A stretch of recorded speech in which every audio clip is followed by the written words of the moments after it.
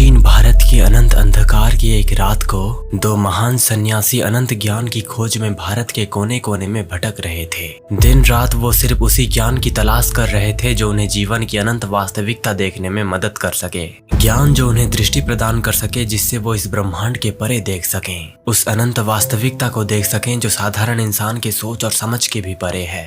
चलते चलते वो दो महान सन्यासी कब एक घनघोर विकराल जंगल में आ पहुंचते हैं पता ही नहीं चलता। जंगल जो भयंकर जानवरों की ध्वनि से कंपित हो रही थी।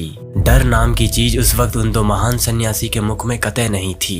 वो ये जानते थे कि मैं ये तुच्छ शरीर नहीं हूँ, ना ही मैं ये मन की भावना हूँ और ना ही मैं ये चेतना हूँ। मैं वो परम तेजस्वी दिव्य आत्मा हूँ जो अनंत ब्रह्मांड के परम शक्तिशाली तेजस्वी परमात्मा से अलग हुआ हूँ।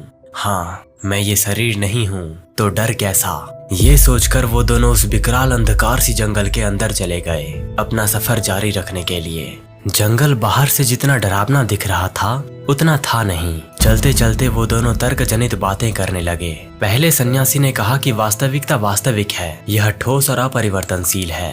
फिर दूसरे सन्यासी ने कहा कि वास्तविकता एक भ्रम है, यह लगातार बदलता रहता है और ठोस वस्तु जैसी कोई चीज होती ही नहीं है। इस बात को लेकर वो दो सन्यासी वास्तविकता को लेकर बहस करने लगे कि वास्तविकता एक असल चीज है या नहीं, या ये सिर्फ मानव मन का भ्रम है। अंत में वे एक नदी के पास पहुंचे जिसमें बहुत तेजी से जल प्रवाह हो रहा था और बहुत गहरा भी था। पहले सन्यासी ने तैरकर नदी पार करने का निर्णय लिया, जबकि दूसरे सन्यासी ने एक नौका बनाकर तैरकर पार करने का निर्णय लिया। फिर पहला सन्यासी तैरकर नदी पार कर गया और पीछे मुड़कर देखा तो वो दूसरा सन्यासी अभी भी नौका बना रहा था।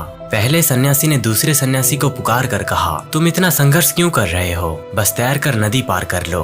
फिर दूसरे सन्यासी ने उत्तर दिया कि मुझे तैरना नहीं आता, मुझे पानी से डर लगता है। फिर पहला सन्यासी हंसा और बोला, तुम पानी से डरते हो लेकिन तुम तो भ्रम से नहीं डरते। दूसरे सन्यासी ने एक क्षण के लिए इस बारे में सोचा, फिर उसने कहा कि आपने सही कहा कि मैं भ्रम से नहीं डरता, मैं अज्ञात से डरता हूँ। पहला सन्यासी मुस्कुराया और बोला, अज्ञात डरने की चीज नहीं है, ये ऐसी चीज है जिसे तलाशा जाना चाहिए। दूसरे सन्यासी ने एक क्षण के लिए इस बारे में सोचा, फिर उसने कहा कि मैं बहादुर बनने की कोशिश करूंगा, मैं तैरकर नदी पार करने की कोशिश करूंगा।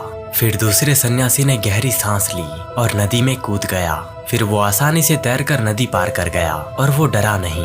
दोस्तों, अज्ञात एक ऐसी चीज है जिससे लोग भय खाते हैं, परंतु सोचने वाली बात तो ये है कि अज्ञात का पता लगाना ही हम मानवों का काम है। वास्तविकता को जानना कि ये असली है भी या नहीं, या ये सिर्फ हमारा भ्रम है। ये भले ही डरावना है पर इसका जवाब हम पा सकते हैं अगर इस संसार को गहराई से समझना शुरू कर दें। जितनी गहराई से हम इस संसार और ब्रह्मांड को समझेंगे उतनी ही गहराई के अंदर हमें चमत्कार के खजाने मिलते जाएंगे जो हमें एक दिन मुक्त कर देंगे।